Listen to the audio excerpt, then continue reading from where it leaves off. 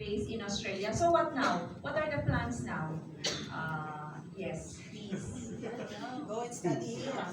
Yeah. So I have some offers here in the Philippines. So those schools are offering me to go to school here. I don't graduate till November, so I can still make my decision because we don't start. They don't start the college games until next year July, I think, or June. But as of right now, I play MBO1 in Australia. So it's a semi-pro league. At the Jack, she also plays in the same league as me, but in a different state. So as of right now, I'm just trying to finish school and then see where that goes. Okay. Next. Same as Joel. Same as Joel's, I've got a few offers here as well. I didn't graduate for another 2 years, so I still have some time to think about it. But for now, I'll still go home, play for myself, and then see what happens. Who else? Rana ka-base. So, Speaking French. Speaking French. French. Playing here. Ah. College.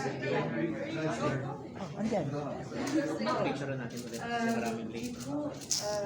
Playing here. What? plans of playing here. Ikaw na mag-direct. Playing here in the Philippines. Yes. French. Go French. Du coup, j'ai eu quelques offres, des offres dans plusieurs universités des Philippines. Just a little English. go, What are it's your okay. plans? Playing here. Okay. So I got some offer too from some school here in Manila, and I still have like 1 year to finish school to be graduate. And after that, I'm gonna see what happens. But I already have my school in my head. Thank you. Yeah. How about the rest? Kayo gusto nyo pag nagpa-try out si elite, the elite squad, all of you will will attend the tryout. Yeah. Please. What are the prospects? Yeah, you can answer. Margaret. Ay, Marga. Yes. Dalawa Margaret. Dream again. Bisaya, Bisaya. Siguro po sa susunod po na taon po, mga pwede po. Magta-try out po, susubukan po ulit na makapasok po sa elite team na. Another Good morning. You girls have something to brag about now. That is, Coach Hazel played against small guys and they won by 122 points. But you girls won by 123. Martin. So you're now the latest record breaker. Record holder and record breaker ng national team. Is this something that you will cherish and will keep you in heart for while playing for Gilas girls, Gilas women, and probably when you go professional? Guard. Guard. Mindset. Siyempre po, it's like, it's an unforgettable experience po. And I could learn a lot from this tournament since it's a high level tournament naman po. So yeah, we could learn a lot from this. Go Kinte. For me po, unforgettable music po.